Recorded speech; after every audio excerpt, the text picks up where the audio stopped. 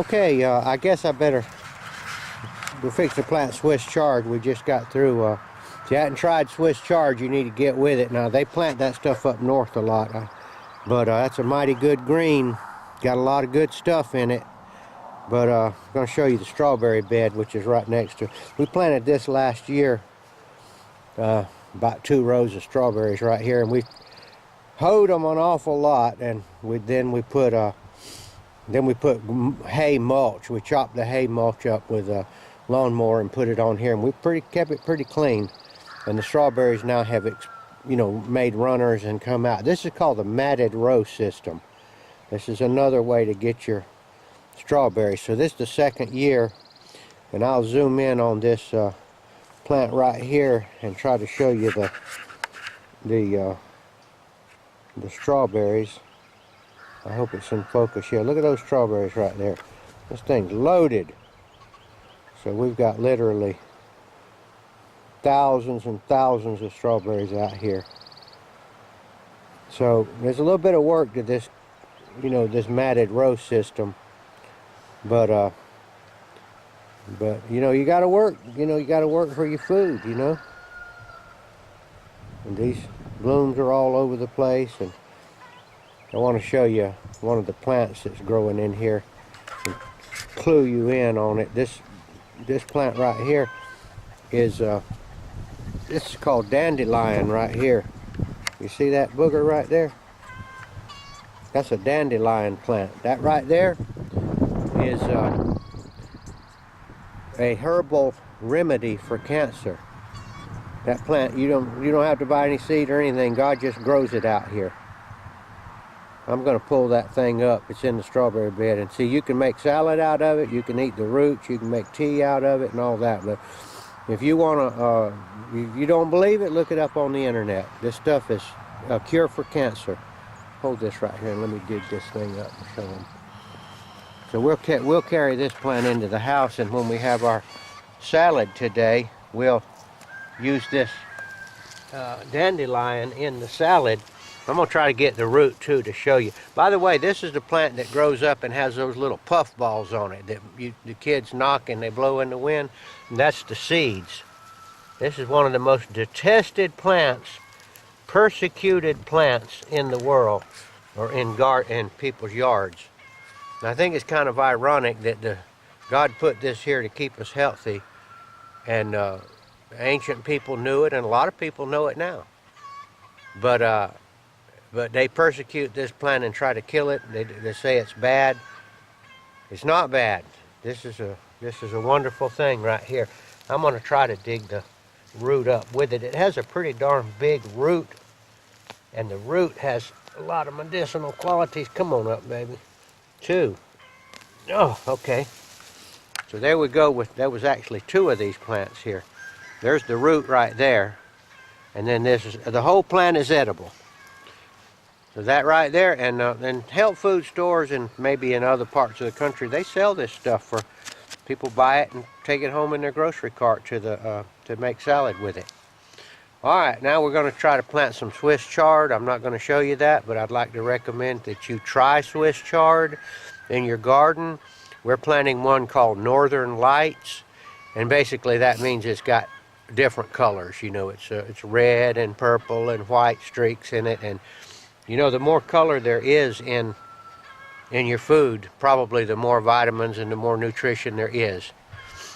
And this is what we're missing right here, friends. We're not getting fed properly, and that's why we're so sick. So if you want to be healthy, you're going to have to change all that stuff. You'll have to get off of that sugar. You'll have to get off of that artificial sweetener. You're going to have to get off of the white flour and frankly off of the potatoes too, because those things are, you can eat potatoes, but shouldn't be the whole gist of your diet. And so anyway, I'm fixing to plant that Swiss chard, and I hope that I hope my videos are helpful to you. And of course, I'm just expressing my opinion about the food, but you take it for what it's worth. So, Okay. is it in focus?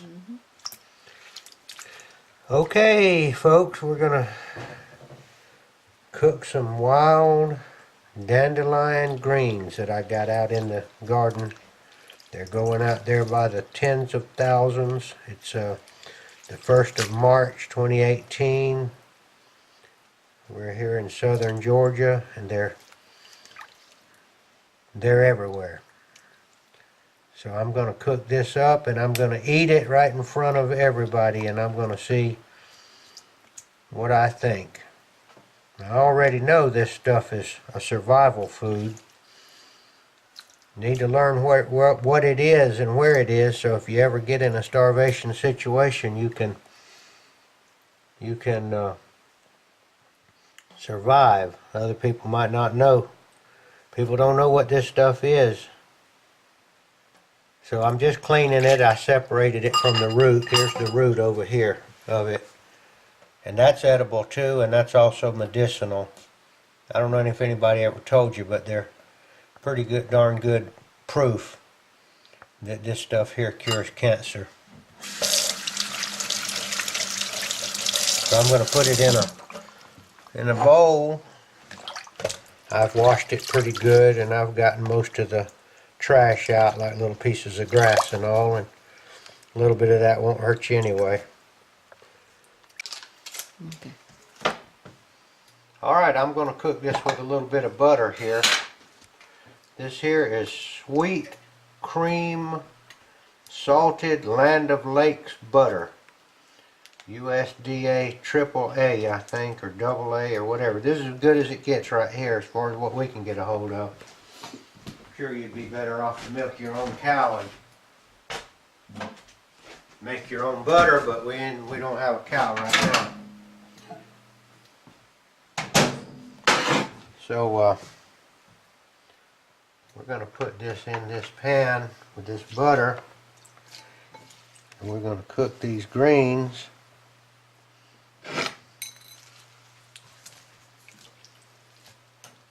A little bit of water won't hurt anything.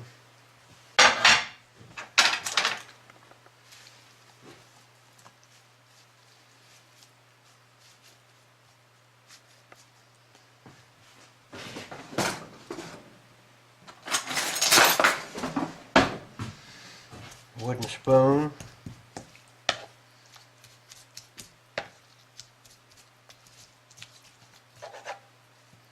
Come on, butter, melt.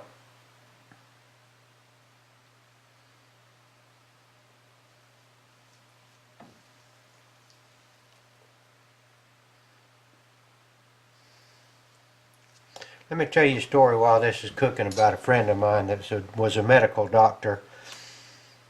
He was a lot older than I was. He was probably born the turn of the century.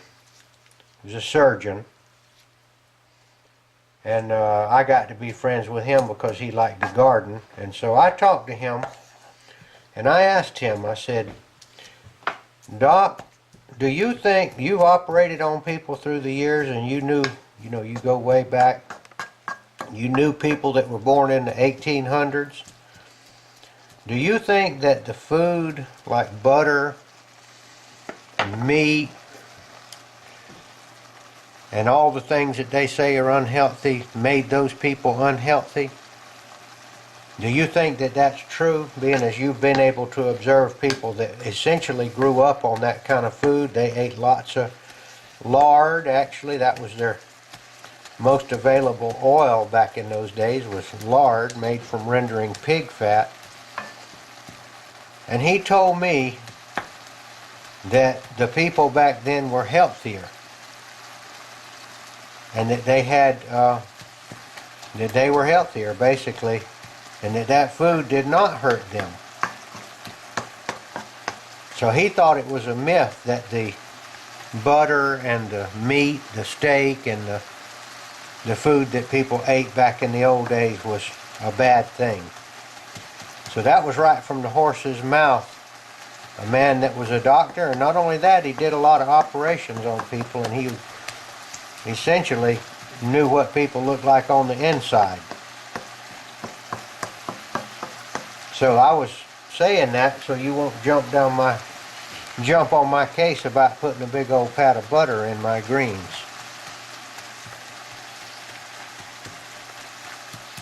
Instead of some kind of other oil or no oil at all. Okay, we're going to come back to you in a few minutes when this is cooked tender. Okay. All right, there it is right there.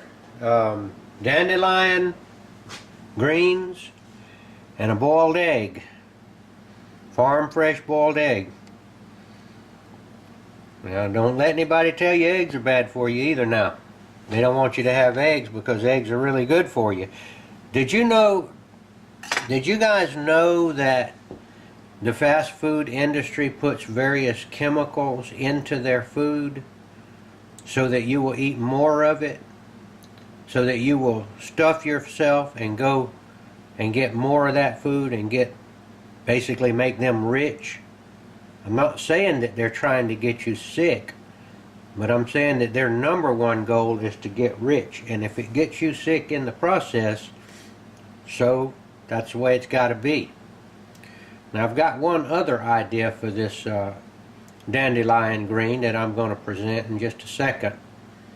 So we'll do that in just a second.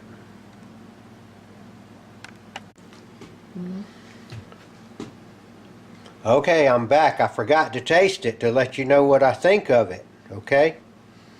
Alright, I did put a little salt with this now. And I probably eat too much salt, I will admit that, but it hadn't killed me yet. So I'm going to give a little bite of this stuff and just see what I think of this right here. Now I like greens anyway, you know.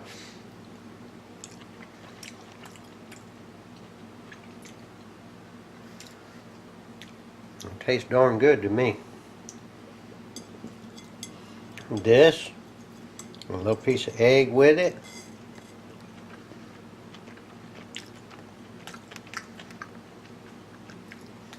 That's wonderful. I got no problem with that. Okay, so I'm going to try one other little way of cooking this up that I just thought of, and then we'll close this video down. Check that out about the dandelion greens and the cure for cancer. You don't have to look very far on the internet to find it. A doctor up in Canada named Caroline Ham has done a great deal of work on that subject. So we'll break right now and let me cook this other little thing I thought of up. Okay friends, this is my idea. Okay, this is my idea here. I've got the dandelion greens in there, and I'm going to crack a farm fresh egg on top of that. And I'm going to fry that thing up. Forgot to get me something to turn it with.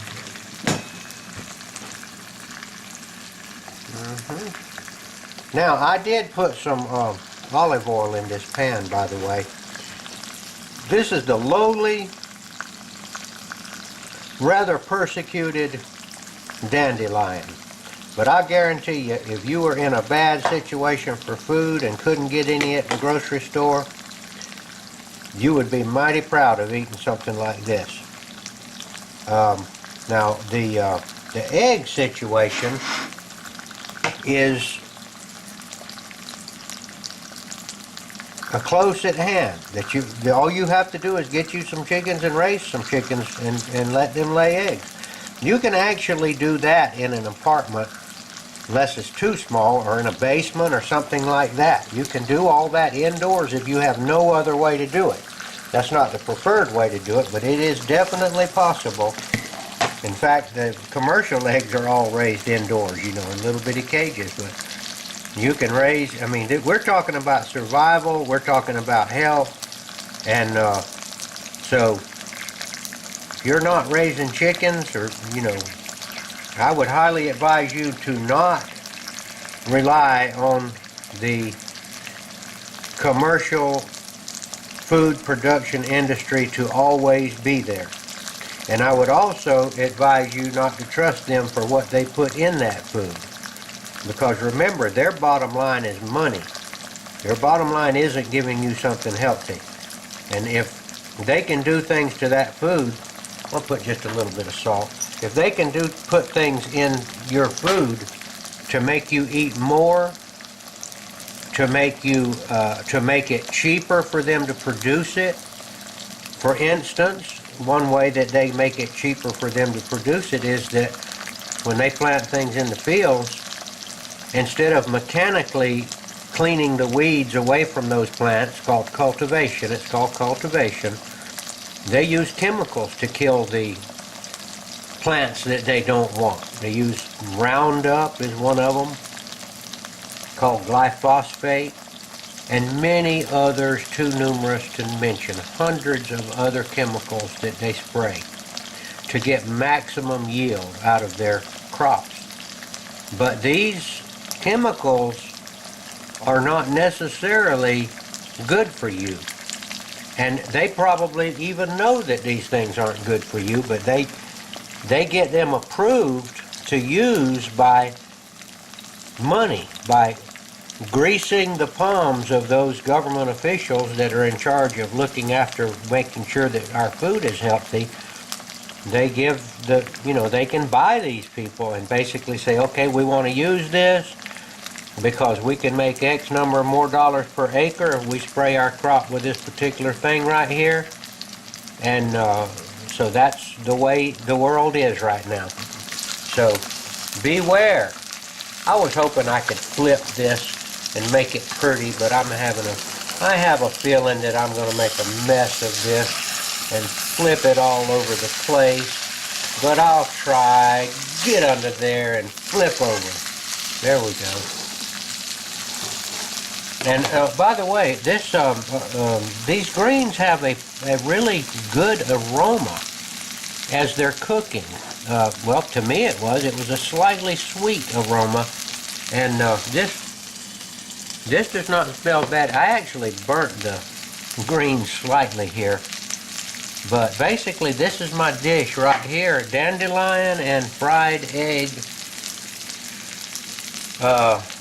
There, and then so we're gonna sit down and eat this stuff. It's about getting to be about time for lunch, and we hope that this video will inspire you to start checking out alternative ways to get your food. And I'm just saying, it never hurts to prepare for an emergency.